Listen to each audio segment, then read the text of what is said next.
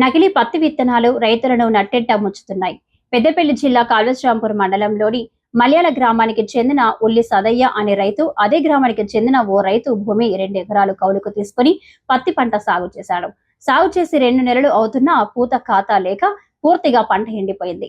కౌలుకు 20,000 పెట్టుబడి 70,000 రూపాయలు పెట్టినా ఫలితం లేకుండా పోయిందని బోరున విలపించాడు. మా గ్రామంలోని ఎరువుల దుకాణంలో కబడ్డీ పత్తి విత్తనాలను కొనుగోలు చేసి పత్తి పెడితే ఇలా నట్టెంట ముచ్చిందంటూ వాపోయారు.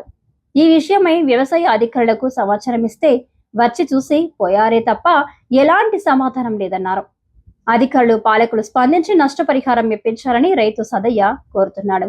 నకిలీ కబడ్డీ విత్తనాలు అమ్మిన వ్యాపారులపై తగిన చర్యలు తీసుకోవాలని పలువురు రైతులు కోరుతున్నారు. ప్రభుత్వం వెంటనే స్పందించి తనను ఆదుకోవాలని కబడ్డీ విత్తన సంస్థపై చర్యలు తీసుకుని నష్టపరిహారం ఇప్పించాలని రైతు కోరుతున్నారు.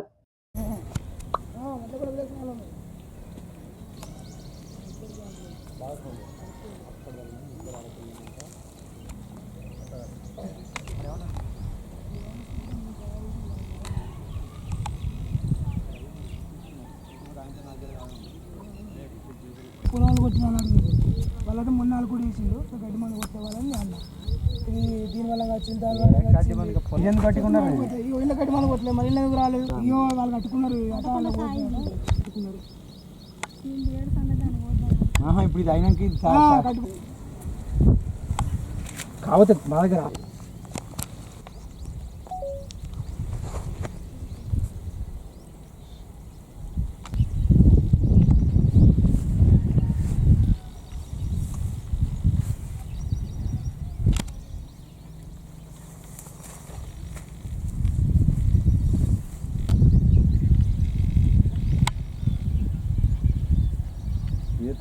సొంతంగా పోసుకున్నారు వీళ్ళంతా.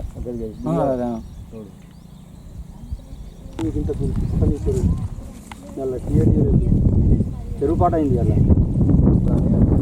పాట అయింది. ఎవరు వాడతారు పోరాలు మొత్తం ఒక దిక్కుపోతే యూత్ పోరాలు అందరు కలిసి ఒక దిక్కుపోతే రేపు పొద్దున్న ఏర్పడుతుంది ఇక నెక్స్ట్ ఎలక్షన్లో.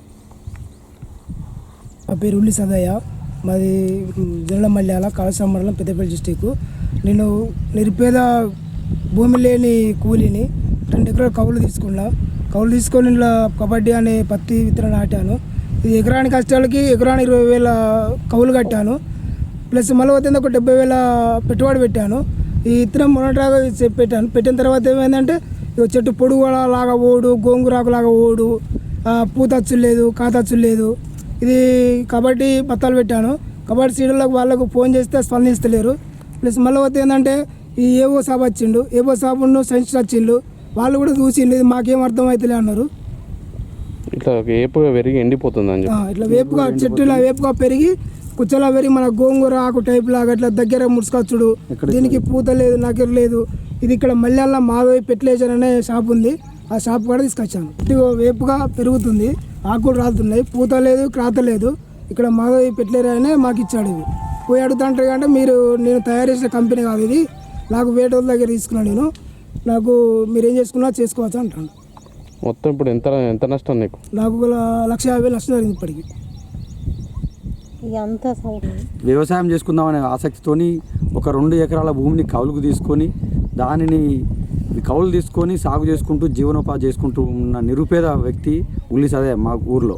కాబట్టి పత్తి గింజలు తెచ్చుకొని పెట్టిన తర్వాత చూస్తే ఏంటంటే ఈ చెట్టు పెరగడం లేదు, ఆకు రాలిపోవడు, పూత లేదు, కాత లేదు, కింద వేరు వ్యవస్థ కూడా డెవలప్ అయ్యలేదు.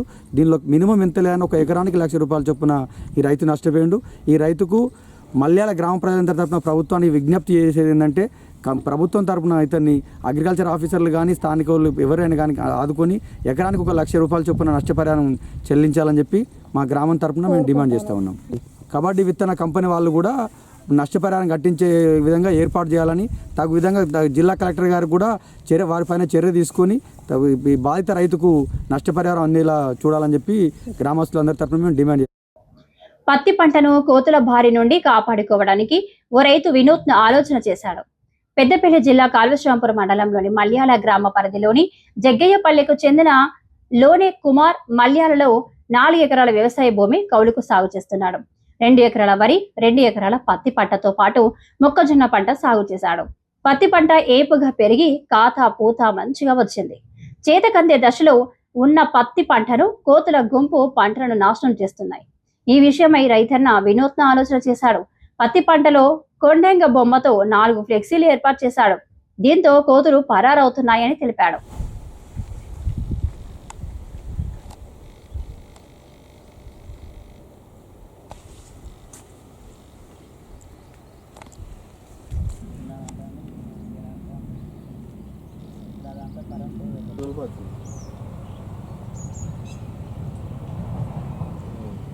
కోతుల బాధ ఎన్ని ఫ్లెక్సీలు మధ్యాహ్నం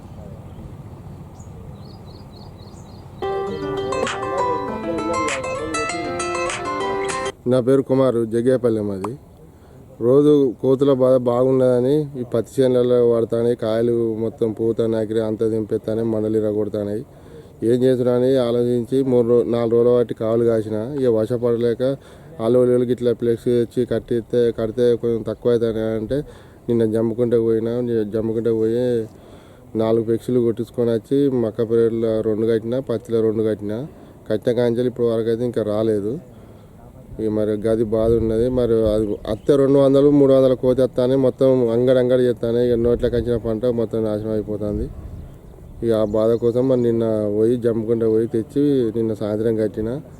ఇక వచ్చి మరి ఈయనే ఉన్నాయి, అత్తయ్య లేవా అని చూద్దామని వచ్చి పత్తికానే ఉన్నా అని. బంధువుల అంత్యక్రియకు వెళ్లి చెరువులో స్నానం చేస్తుండగా ప్రమాదవశాత్తు ఓ యువకుడు గల్లంతై మృతి చెందిన సంఘటన పెద్దపల్లి జిల్లా కాల్వశ్రాంపూర్ మండలం పందిల గ్రామంలో చోటు చేసుకుంది. పెద్దపల్లి జిల్లా కాల్వశ్రాంపూర్ మండలంలోని పందిల గ్రామానికి చెందిన దెబ్బ అనిల్ అనే యువకుడు చెరువులో గల్లంతై గజ ఈతగాల గాలింపులో మృతదేహం లభ్యమైంది. పందిల గ్రామానికి చెందిన ఓ మహిళ కరీంనగర్ రోడ్డు ప్రమాదంలో మృతి చెందగా గ్రామంలో అంత్యక్రియలు జరపగా అదే గ్రామానికి చెందిన దబ్బెట అనిల్ అనే యువకుడు అంత్యక్రియలకు వెళ్లి గిద్ద చెరువులో స్నానం చేయడానికి దిగి గల్లంతయ్యాడు.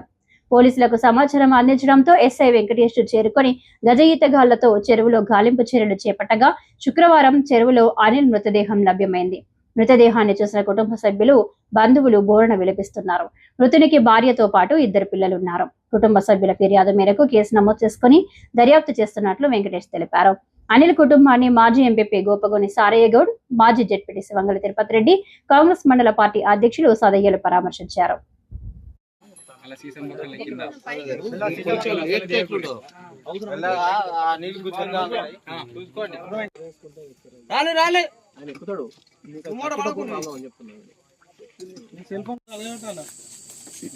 మీరు తగల పెడితే పైన లైటింగ్ వస్తుంది మంచిగా. ఎవరు తగల పెట్టడం వచ్చింది పాతాల కరిగా ఇంకెవరైనా ఒకరు ఉంటే ఒకటి తీసుకొని వస్తే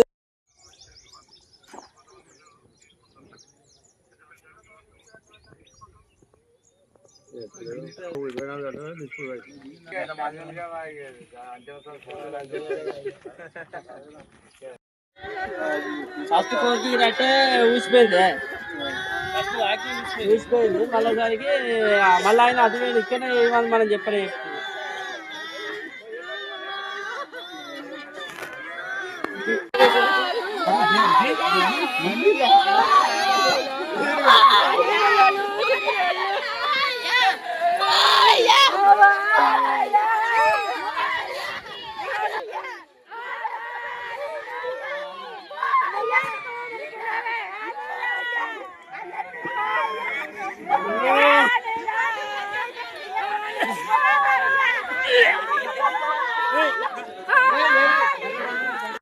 మెల్ల గట్టిగా ఆటో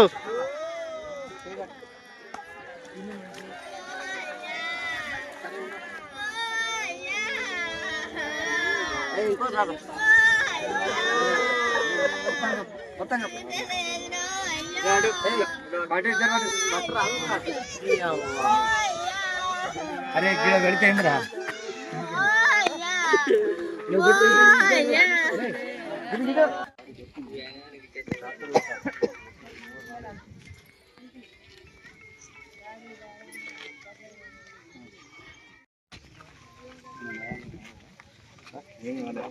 ఏం కాలే 9 రోజుల పాటు పూజనందుకున్న గణనాథుడు గంగమ్మ ఒడికి చేరాడు. పెద్దపల్లి జిల్లా ఓదెల శ్రీ మల్లికార్జున స్వామి దేవస్థానంలో వినాయక నిమజ్జన వేడుకలు ఘనంగా నిర్వహించారు.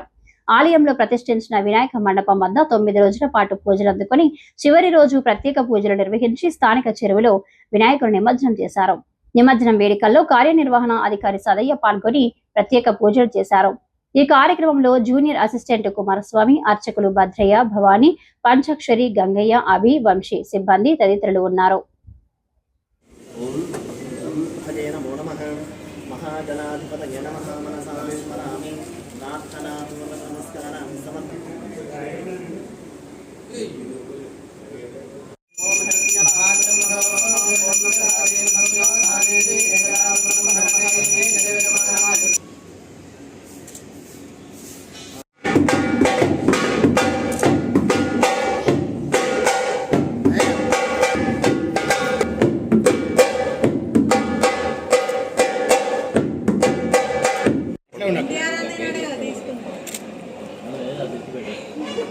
భాగ్యం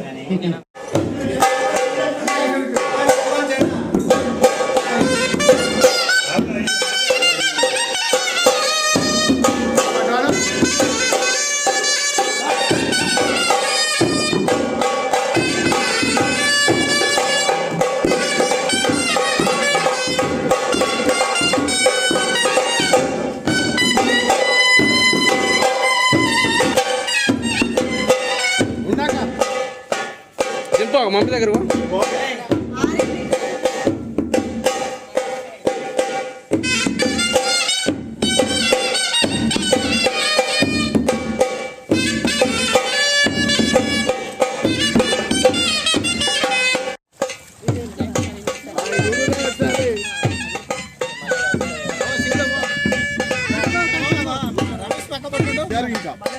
ఇక నాన్న ఇడ్చారు గట్లా ఇటు ఇక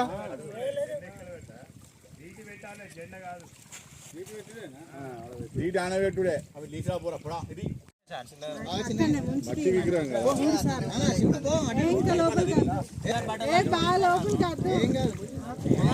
వాళ్ళు లేరా వాళ్ళందరూ లేరా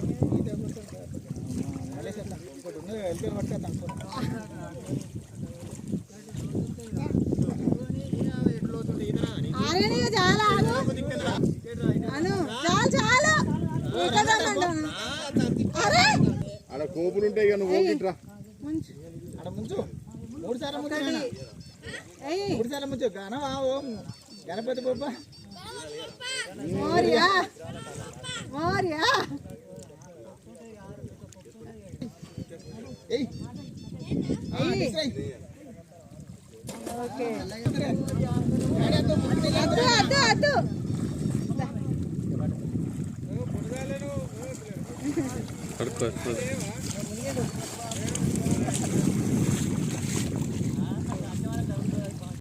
ప్రతి ఒక్క విద్యార్థి ఉపాధ్యాయుల శ్రమని గుర్తించి కష్టపడి మంచి ఉన్నత శిఖరాలను అధిరోహించాలని కాల్వశ్రాంపురం మండల విద్యాధికారి సిరిమల్లె మహేష్ అన్నారు.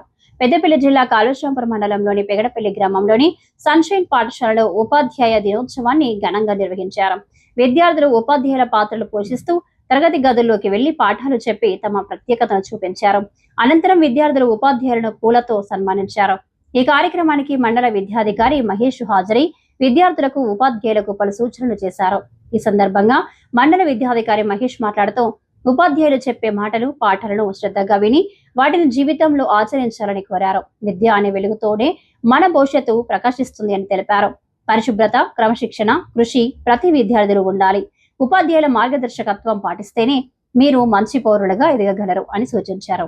ఈ కార్యక్రమంలో కరస్పాండెంట్ సయ్యద్ నజీర్, ఉపాధ్యాయులు నిహారిక, మమత, అంజుమ్, జెస్సీ, సుప్రియ, సుమలత, అభిలాష, మహాలక్ష్మి విద్యార్థులు పాల్గొన్నారు.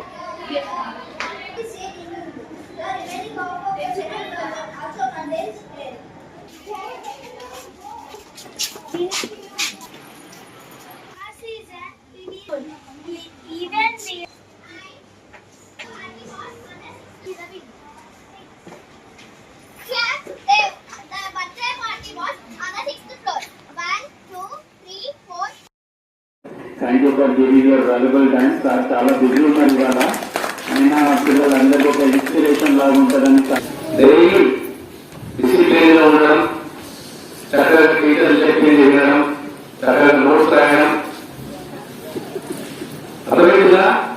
ఇదే గిఫ్ట్ మీరు నాకు ఇచ్చేటువంటి గిఫ్ట్ ఏంటి? రెగ్యులర్ గా స్కూల్కి రావాలి.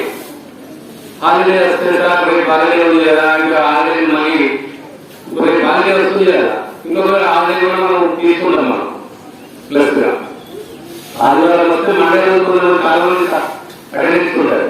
ఎందుకంటే ఆదివారం 2 రోజులు ఇక్కడ ఉంటాం. అట్లా కాదు, ఒకటే పన్నెండు మీకు చెప్పేది ఏంటంటే సాటర్డే రోజు ఈవినింగ్ క్లీనింగ్ ఎట్లా ఉంటుంది, మండే రోజు మార్నింగ్ క్లీనింగ్ ఎట్లా ఉంటుంది అర్థమవుతుందా? మీరు చెప్పేది తెలియదు కదా. సాటర్డే ఈవినింగ్ ఎట్లా ఉంటుంది, మండే మార్నింగ్. సాటర్డే ఈవినింగ్ ఏంటంటే అది సండే కదా, మంచిగా హాయిగా ఇంట్లో ఉండొచ్చు, ఉదయం 9 గంటలకు చేసినా పర్లేదు అనేటువంటి ఫీలింగ్ ఉంటుంది. మండే మార్నింగ్ ఏంటంటే అబ్బా స్కూల్ ఉంది, ఇంకా ఇంకొక రోజు చదివితే బాగుంటుంది. రైట్? నిజమేనా నేను చెప్పేది? నిజం చెప్పండి, నిజం చెప్పండి. లేదు పోయి ఇప్పుడు మనకు ఒక 10-15 days లో బతుకమ్మ తెలుగులో వస్తుంది. ఆ తెలుగులో ఒక రోజు ముందు నుంచి మీకు ఉండదయ్యా సార్, ఎప్పుడు ఇస్తారు మన కాలేజ్ సార్, మనకు ఎప్పుడు ఇస్తారు కాలేజ్ అంటారు. 10 రోజులు లేదు. ఫస్ట్ డే అయితే బ్రహ్మాండంగా మీ స్కూళ్ళల్లో ఈ బతుకమ్మ సెలబ్రేషన్ జరుపుకుంటారు. ఇంకా లాస్ట్ దసరా తర్వాత October 2nd అనుకుంటారు దసరా. 12 days కూడా తెలివి ఉంటుంది. October 3rd 4th రోజు ఫీలింగ్ ఎట్లా ఉంటుంది? October 4th రోజు. రైట్? అర్థమైంది అనుకుంటా. అవునా కదా? ఎప్పుడైతే మనకి September 20th వస్తుంది వాళ్ళు 21st, ఎప్పుడైతే హాలిడే ఇచ్చిన రోజు బాధపడాలి. October 4th రోజు సంతోషపడకుండా బయట రావాలి, స్కూల్కి రావాలి. అప్పుడు మనకు మీరు అనేటువంటి గిఫ్ట్ ఇచ్చారు. ఇది అర్థమవుతుందా? స్కూల్ అంటే ఇష్టంగా రావాలి, కష్టంగా రావద్దు. స్కూల్ అనేది ఇష్టంగా మీరు రావాలి, టీచర్లు చెప్పింది చక్కగా వినాలి. బాగా నేను నా అబ్జర్వేషన్లో గమనించింది ఏంటంటే నోట్స్ మీరు కరెక్ట్ రాస్తలేదు. నోట్స్ అంటే తెలుసు కదా, Telugu, Hindi, English, maths, physical science, biological science, social, ఇవే కదా సబ్జెక్ట్స్. ఇంకేమైనా సబ్జెక్ట్స్ మీకు? పెద్దపల్లి జిల్లా కాల్వశ్రాంపూర్ మండల కేంద్రంలోని క్రిసెంట్ పాఠశాలలో ఉపాధ్యాయ దినోత్సవ వేడుకలు ఘనంగా నిర్వహించారు. ఈ సందర్భంగా విద్యార్థులే ఉపాధ్యాయులుగా విద్యార్థులకు పాఠాలు బోధించారు. ఈ సందర్భంగా వారు మాట్లాడుతూ విద్యార్థుల్లో స్వీయ నమ్మకం, నాయకత్వం, క్రమశిక్షణ వంటి లక్షణాలను పెంపొందించడమే ప్రధాన లక్ష్యంగా క్రిసెంట్ పాఠశాలలు పనిచేస్తున్నాయన్నారు. విద్యార్థులు ఈ విధంగా బాధ్యతలు స్వీకరించడం ద్వారా భవిష్యత్తులో ఒక మంచి నాయకత్వాన్ని అందుకుంటారు అన్నారు. స్వీయ పరిపాలన విద్యార్థుల వ్యక్తిత్వ వికాసానికి ఎంతో తోడ్పడుతుంది.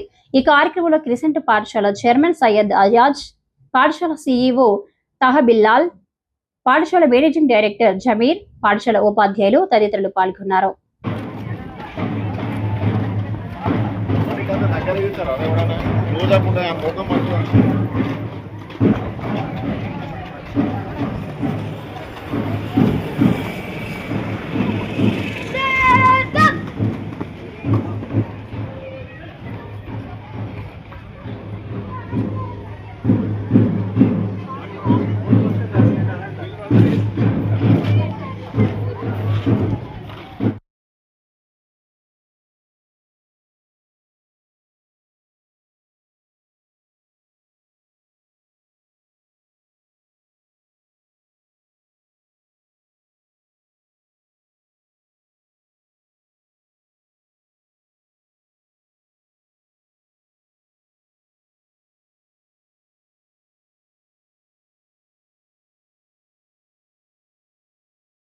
మన క్రిసెంట్ పాఠశాల కళాశ్రాంపూర్లో టీచర్స్ డే కార్యక్రమం నిర్వహించాము. ఇందులో భాగంగానే 90 మంది విద్యార్థులు తర్వాత ఫ్లోర్ ఇన్ఛార్జెస్ తమ బాధ్యతలను సక్రమంగా నిర్వహించారు. మరియు ఈ కార్యక్రమంలో పిల్లలు ఉపాధ్యాయులందరినీ సన్మానించడం కూడా జరిగింది. Teaching is the noblest of all professions Sarva Radhakrishna గారు అన్నారు. అదేవిధంగా ఒకసారి స్వతంత్రం వచ్చిన తర్వాత ఒక పత్రికా విలేకరి సర్వ రాధాకృష్ణ అడిగారు, మీరు ఏ పదవి తీసుకుంటారంటే అన్ని పదవులను తయారు చేసే ఉపాధ్యాయ పదవిని ఎన్నుకుంటారని చెప్పారు. అందువలన ఆయన పుట్టినరోజుని మనము టీచర్స్ డేగా జరుపుకుంటున్నాము. రేపు హాలిడే ఉండడం వల్ల ఒకరోజు ముందుగానే మనం టీచర్స్ డే నిర్వహించాము. ఈ కార్యక్రమంలో పిల్లలకు ఖచ్చితంగా leadership qualities, self development, self control మరియు నైతిక లక్షణాలు అలవడానికి దోహదపడుతుంది. ఈ కార్యక్రమాన్ని విజయవంతంగా చేయడానికి సహకరించిన పేరెంట్స్, టీచర్స్, ముఖ్యంగా స్టూడెంట్స్కు ధన్యవాదాలు తెలుపుతున్నాను.